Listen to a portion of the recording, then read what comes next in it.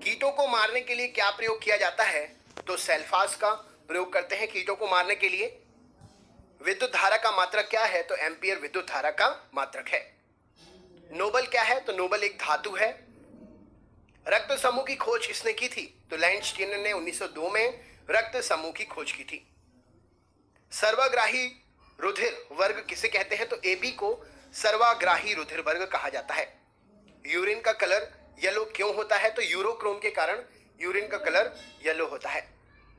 सभी मानसिक क्रियाएं जैसे चेतना, याददाश्त, विवेक, बुद्धि, इन सब का नियंत्रण कहां से होता है? तो सेरिब्रम या प्रमस्तिष्क से इन सब का नियंत्रण होता है।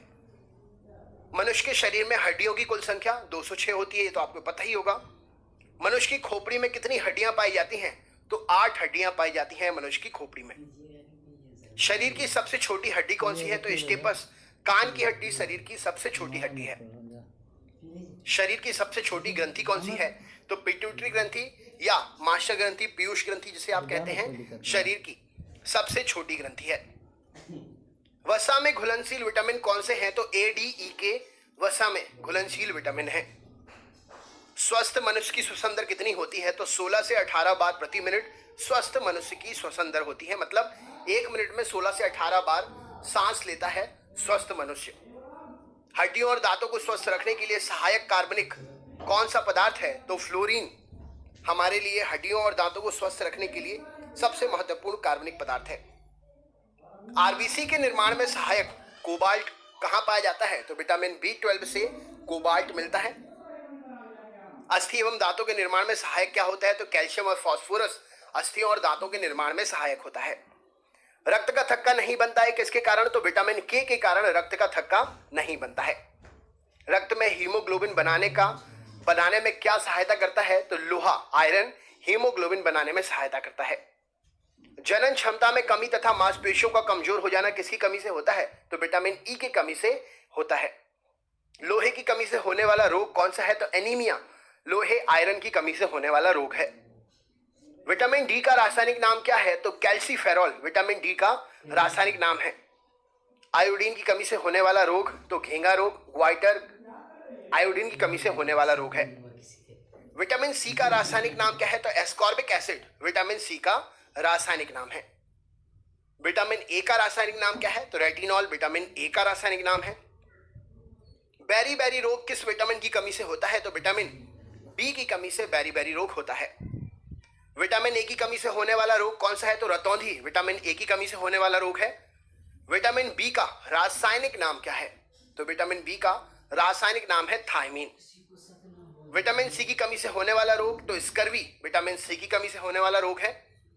रिकेट्स नामक बीमारी किसकी कमी से होती है? तो विटामिन डी की कमी से रिकेट्स नामक बीमारी होती है। विटामिन ई का रासायनिक नाम क्या है? तो टोकोफेरॉल विटामिन ई का रासायनिक नाम है। रक्त परिसंचरण तंत्र की खोज किसने की थी? तो विलियम हार्वे ने 1928 में रक्त परिसंचरण तंत्र की खोज की थी। मनुष्य के हृदय की सामान्य स्पंदन गति कितनी बार धड़कता है मनुष्य का हृदय? तो 72 बार 1 मिनट में मनुष्य का हृदय सामान्यतः धड़कता है। मनुष्य एक दिन में कितनी बार सांस ले लेता है? तो अप्रोक्स है ये लगभग 2200 बार। नेक्स्ट क्वेश्चन देखते हैं। शरीर की सबसे लंबी अस्थि कौन सी है? तो फीमर हड्डी है, जांग की शरीर की सबसे लंबी हड्डी। रक्तचाप मापने वाले यंत्र कौन सा है? तो स्फिग्नोमैनोमीटर से ब्लड प्रेशर मापा जाता है। शरीर की सबसे मजबूत हड्डी कौन सी होती है? तो जबड़ा शरीर की सबसे मजबूत हड्डी में से है। मनुष्य शरीर का सामान्य रक्तदाब कितना होता है? तो 120/80 सिस्टोलिक डायस्टोलिक मनुष्य के शरीर का सामान्य ब्लड प्रेशर होता है। शरीर की सामान्य ऐच्छिक क्रियाएं, चलना, घूमना, बोलना, इन सब का नियंत्रण कौन करता है? तो अनुमस्तिष्क या सेरिबेलम इन सब का नियंत्रण करता है। एक स्वस्थ व्यक्ति में रक्त की मात्रा कितनी होती है? तो 5 से 6 लीटर एक स्वस्थ व्यक्ति के शरीर में रक्त होता है। थायराइड ग्रंथि कहां पाई जाती है? तो गले में पाई जाती है थायराइड ग्रंथि। रक्त का थक्का बनने या जमाने में सहायक कौन होता है? तो फाइब्रिनोजन रक्त का थक्का बनाने या जमाने में सहायक होता है। रक्त के शुद्धिकरण का कार्य कौन करता है? तो फेफड़ा या किडनी। फेफड़ा और किडनी दोनों रक्त के शुद्धिकरण का काम करते हैं। फेफड़ा रक्त में ऑक्सीजन मिलाता है और किडनी रक्त से अशुद्धियां छांटता है, तो दोनों ही एक प्रकार से शुद्धिकरण का काम करते हैं। रक्त का लाल रंग का होने का कारण क्या है? तो हीमोग्लोबिन की उपस्थिति के कारण रक्त लाल रंग का होता है। सर्वदाता रुधिर वर्ग किसे कहते हैं? तो रक्त समूह ओ के व्यक्ति को सर्वदाता रुधिर वर्ग वाला व्यक्ति कहा जाता है, या रुधिर वर्ग जो है सबसे देने वाला सर्वदाता जो है ओ है। लाल रक्त कण का जीवन काल कितना होता है? तो 20 से 120 दिन तक लाल रक्त कण का जीवन काल होता है। लाल रक्त कणिकाओं की कब्रगाह किसे कहते हैं? तो प्लीहा को लाल रक्त कण की कब्रगाह कहते हैं। इंपॉर्टेंट है, कई एग्जाम पूछा जा चुका है ये।